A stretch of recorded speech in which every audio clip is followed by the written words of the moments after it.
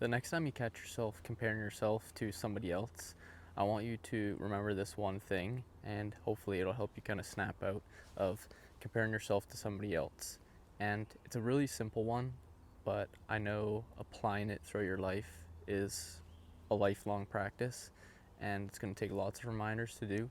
But the more that you can ingrain this into your mind, I feel like it's going to be so much easier for you to be more kind to yourself the next time you think about comparing yourself to somebody else. And it's a very simple one, and it's just the fact that there never has been, and there never ever will be somebody that is exactly like you on Earth or in the universe for that matter. If you could write out a list of every difference between one person from another, that list would could be infinitely long. Your environment, the country you were born in, your DNA, you know, your parents, your friends, the work you do, the things you're interested in, just to name a few.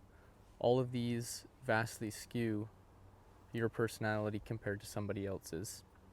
And even the case for identical twins, they may look the same, have relatively same genetics, but their interests and their personality type can vary so much from one another.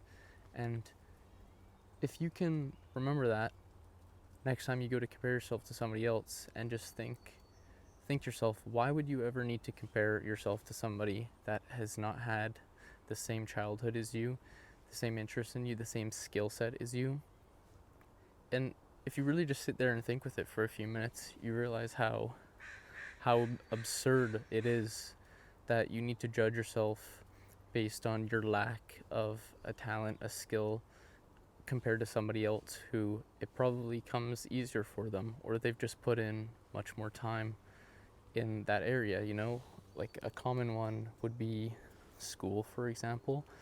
When I was growing up, I would always compare myself to, you know, the smart kids in class, the ones who were always getting 100% on their tests. But I would wonder why I wasn't able to do that. And some of it might be genetics. Maybe they are actually a little bit naturally smarter than me.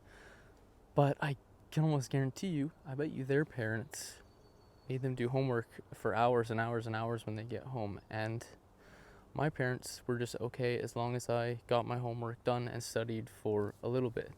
I didn't need to study from the moment I got home until the time it was for me to go to sleep. And there are cases where some of the kids, and probably the smart ones, had parents like that, but I don't see that side of their story. I just see them getting these really high test scores, and then I look at myself and I wonder what I'm lacking, what's wrong with me, why can't I do that? But their environment is conducive to them getting these good scores, for example. And I hope you can kind of see where I'm coming at from this example here, and how you can apply that for literally anything. Same goes for sports.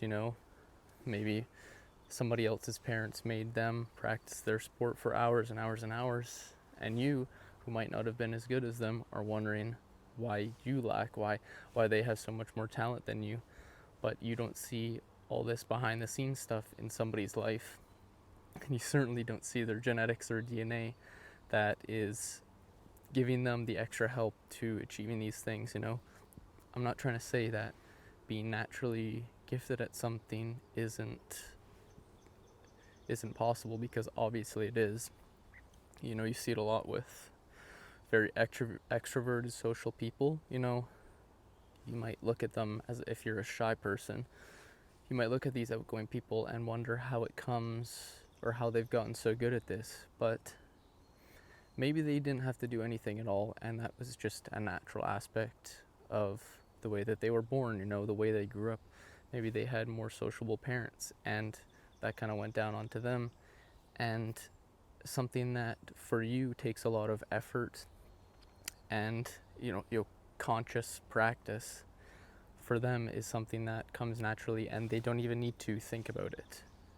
And this is just, I can't stress this enough. You can apply this in an infinite amount of ways for an infinite amount of subjects or activities or skill sets, you're not even remotely close to wired in a way that these other people are.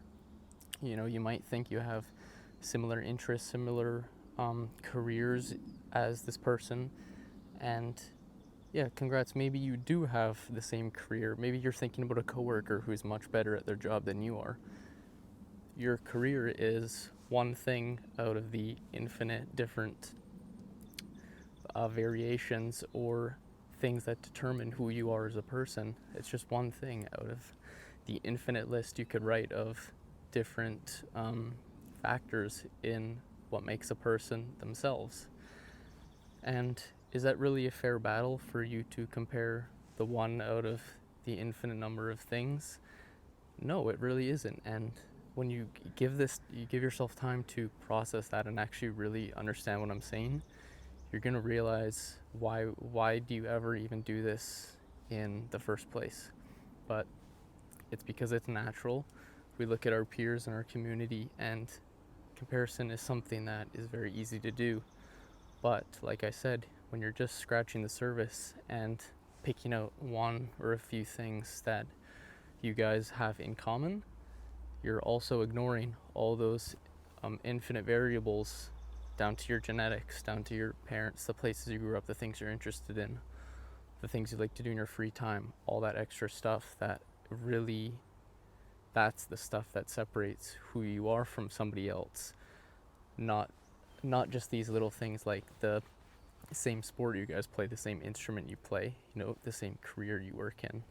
And if you can really get that through your head, I truly believe it's not going to come easy. I'm not going to say you're going to watch this video and never compare yourself to somebody again, but what I'm trying to say is if you can kind of give yourself that conscious reminder of what I'm saying right now every time you're about to compare yourself to somebody else, or you just have, it's going to be a lot easier to shake it off and be appreciative of who you are as a person and the things you're good at, the things that come naturally easy for you.